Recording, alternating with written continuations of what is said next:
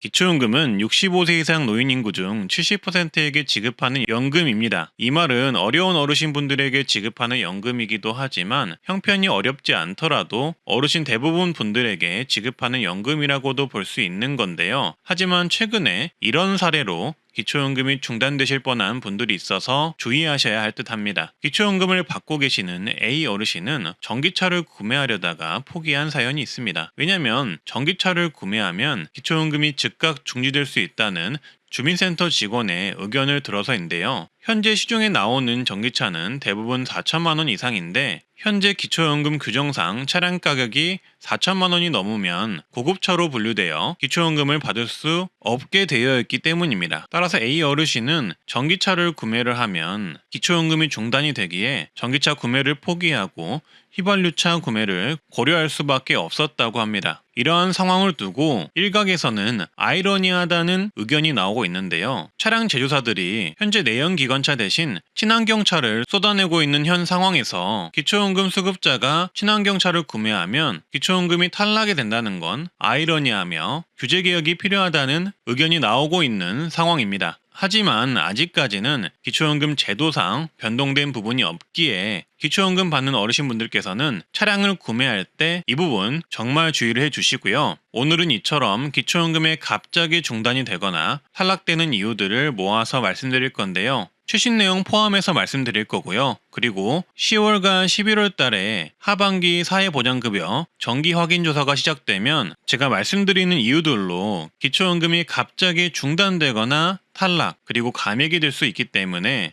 해당 내용 들어보시고 유의하시면 좋을 듯 합니다. 작년 11월 인천 도심 빌라에서는 숨진 지 2년이 지난 70대 노인의 백골 시신이 발견되어 논란이 있었습니다. 그 이유는 숨진 어르신의 40대 자녀가 어머니의 기초연금을 부정수급하기 위해 2년이나 넘게 사망 신고를 안 했던 것인데요. 그때 40대 자녀가 어머니 대신 부정수급한 기초연금은 약 1,500만 원이나 되었다고 합니다. 그래서 최근 6월 1일 정부는 기초연금 부정수급 관리체계를 강화하겠다고 밝혔는데요. 일단 부정수급 예측 모형을 개발하고 비대면 조사 시스템을 확대하여 사후 관리 체계를 개선한다고 합니다. 그리고 기초연금은 25개 기관 84종의 외부 자료를 입수하여 수급자의 인적 변동 확인, 확인조사 대상자 선정 등에 활용한다고 하고요. 건강보험에 요양급여 자료를 추가 연계하여 보다 더 정밀한 기초연금 수급 대상자 선정을 하겠다고 발표했습니다. 한마디로 부정수급을 잡기 위해서 더 강력한 시스템을 만들겠다는 거죠. 그래서 정부는 이런 기초연금 부정수급을 잡아내기 위한 시스템을 개발하여 하반기 중 추진할 계획이라고 합니다. 그리고 작년 기준으로 기초연금 부정수급은 54건이 발생했고 건당 평균 180만 원이 발생한 상황이며 부정수급이 의심되는 사망 의심 고령자 조사, 사실이혼 등 관련 조사를 연간 3만 6천 건을 조사하고 있는 상황이라고 합니다. 결론적으로 다양한 기초연금 부정수급 사례 발굴은 국가 차원에서 점차 확대하고 있는 상황이며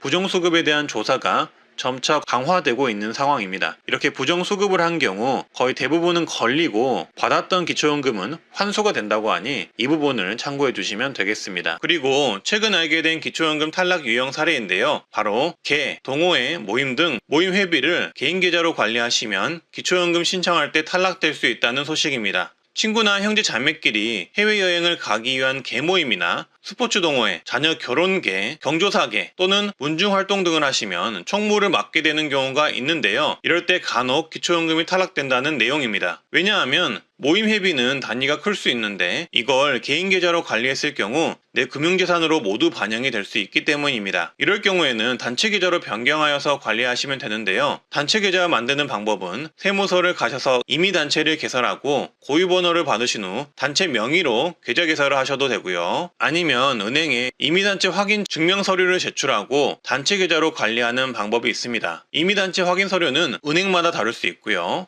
그리고 이 경우에는 단체명의 개설은 힘들지만 대표자 명의로 계좌 개설을 하고 단체명을 넣으시면 됩니다. 예를 들어서 김철수 중학교 동창회 이렇게 만드시면 되겠습니다. 따라서 이렇게 단체 계좌를 만드신다면 기초연금 선정 시 모임 회비 때문에 기초연금에 탈락하는 경우는 피하실 수 있습니다. 그리고 추가로 하반기에도 마찬가지로 기초연금 정기 확인조사가 시행이 되는데요. 그래서 기초연금 못 받는 사례 10가지를 정리해봤습니다. 라디오처럼 편하게 끝까지 들어보시고 좋아요만 한번 눌러주시면 됩니다. 첫 번째는 특례시 거주기준 변경입니다. 이 내용은 탈락 기준이라기보다는 기초연금 선정 기준 완화에 대한 내용인데요. 간단하게 말씀드리자면 특례시가 수원시, 고양시, 용인시, 창원시로 2022년에 적용이 되면서 해당 시에 거주하시는 분들은 기초연금 재산 선정 기준이 완화가 되었습니다. 따라서 이 특례시에 거주하시면서 재산 기준 때문에 기초연금을 못 받으셨던 분들은 이번에 재신청을 한번 해보시는 게 좋다 이렇게 생각을 하시면 되겠고요. 두 번째는 주민센터 직원이 자격조사도 하지 않고 안 된다고 해서 포기하는 경우가 있습니다. 보통 주민센터에 가셔가지고 기초연금을 신청하시게 되는데요. 기초연금을 신청할 때 담당 공무원이 구두로 신청 자격을 확인하는 경우가 있습니다. 이런 경우 재산이 얼마가 있으면 안 된다, 월급이 많아서 안 된다, 집값이 얼마여서 안 된다 등 다양한 이유로 안 된다고 하는 경우가 일부 있는데요. 그 말만 들으시고 나는 안 되는구나 생각하시고 집에 오시면 안 됩니다. 공무원이 뭐라 하든 간에 무조건 신청부터 넣어보셔야 합니다. 기초연금을 지급하는 조건은 굉장히 까다롭고 번잡한 일입니다. 이거를 공무원의 짐작과 생각으로 선정 및 탈락 여부를 알 수가 없습니다. 따라서 공무원이 뭐라고 하든 간에 무조건 신청해 보셔야 합니다. 담당 공무원도 사람인지라 기초연금의 자세한 심사 기준을 일일이 다 체크할 수가 없고 본인의 소득과 재산을 계산할 수가 없습니다. 그러니 신청하시고 기다려 보시는 게 훨씬 더 옳은 판단입니다. 그리고 신청 접수를 하시고 탈락이 되셨다면 상세 내역을 확인할 수가 있는데요. 이것도 도움이 됩니다. 이 상세 내역을 확인해 보시면은 이때 내가 왜 탈락했는지 그 이유를 알 수가 있는데요. 만약에 그 이유가 개선이 된다면은 다시 신청을 해볼 수 있기 때문에 이 상세 내역을 꼭 확인하셔야 됩니다. 그리고 본인이 탈락한 이유가 해결이 됐다면은 꼭 다시 재신청을 해보셔야 되고요. 그리고 상세 내역을 봤을 때 잘못된 내용이 있거나 소득이나 재산이 변동이 되었을 때는 즉시 재신청해 보시는 게 좋습니다. 세 번째는 국외에 체류하는 경우 기초연금을 못 받을 수 있습니다. 국외 체류 기간이 60일이 넘어가면 바로 다음 달부터 기초연금이 정지가 됩니다. 자녀를 만나기 위해, 여행을 가기 위해, 아니면은 일 때문에 출장을 가기 위해 오랫동안 길게 외국에 나가시는 분들이 계실 텐데요. 이럴 경우 기초연금을 못 받습니다.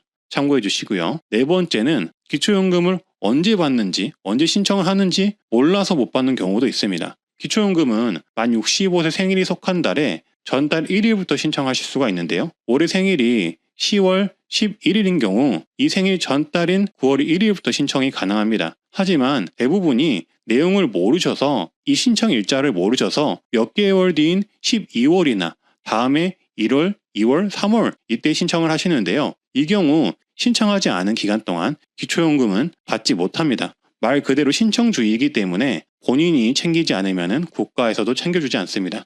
그래서 본인의 생일이 되기 전에 꼭 이 기초연금부터 신청해 주시길 바라겠습니다. 다섯 번째는 국적이 대한민국이 아니고 대한민국에 거주하지 않는 경우 못 받습니다. 기초연금은 대한민국 국민만을 위한 연금입니다. 따라서 대한민국 국적이 필수라고 생각하시면 되겠습니다. 그리고 여섯 번째는 고급 승용차가 있는 경우 못 받을 수 있습니다. 배기량 3000cc 이상의 차량가액 4천만 원 이상의 고급 승용차나 이륜차 즉 오토바이를 소유한 경우 차량가액 100%를 반영하기 때문에 기초연금을 못 받는 경우가 생길 수가 있습니다. 어떻게 보면은 기초생활수급자가 차량 때문에 생계급여를 못 받는 사례와 약간 유사하다고 보시면 됩니다. 여기서 배기량 3000cc 이상이면은 고급 승용차로 판단이 되고 그게 아니더라도 차량가액 4천만 원 이상이면은 고급 승용차로 판단이 되기 때문에 이 부분 참고를 해주시고요. 예외사항으로는 고급 승용차이지만 연식이 10년 이상 되었거나 생업용 차량은 일반 차량으로 인정이 된다고 하니 이 부분을 참고해 주시고요. 그리고 장애인과 국가유공자는 한 대까지 고급 승용차는 인정해 준다고 하니